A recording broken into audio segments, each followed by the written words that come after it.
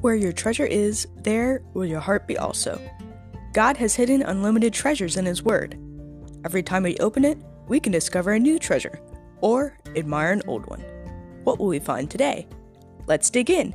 Here's Carla Early with Treasure Hunt in the Word.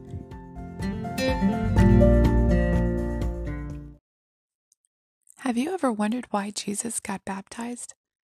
If John's baptism was a person declaring, "I'm ready for the King to come," why would the King himself need to get baptized? John didn't get it.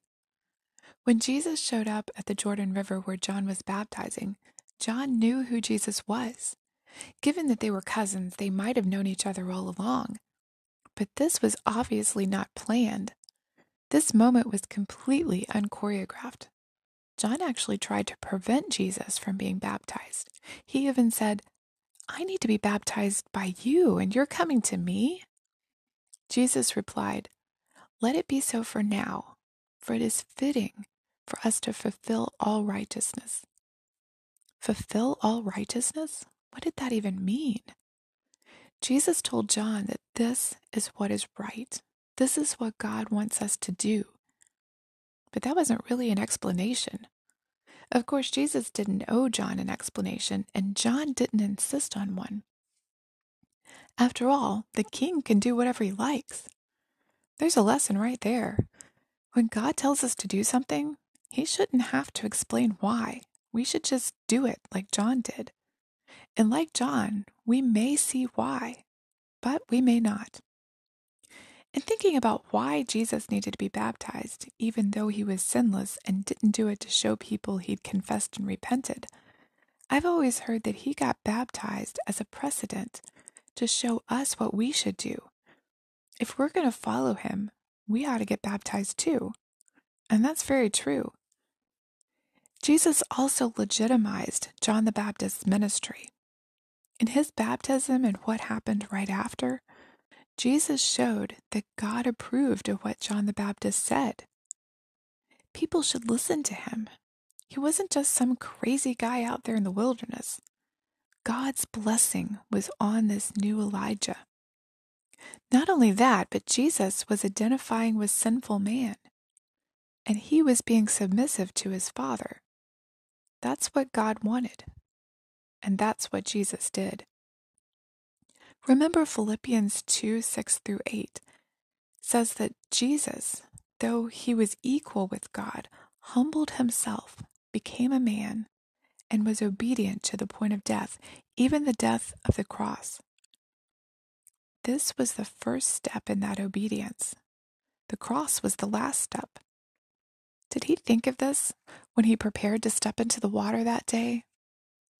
Before his baptism, Jesus lived an obscure, humble life in Nazareth for 30 years. After this step into the water, the next 3 years would be lived in a fishbowl.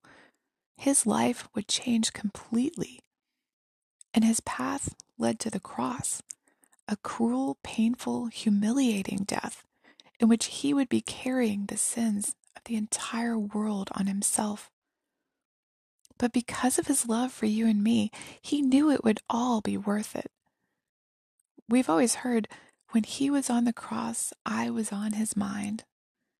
But even at his baptism, when he took that first step into the water, he knew he was beginning a chain of events that would lead to our salvation. You and I were on his mind.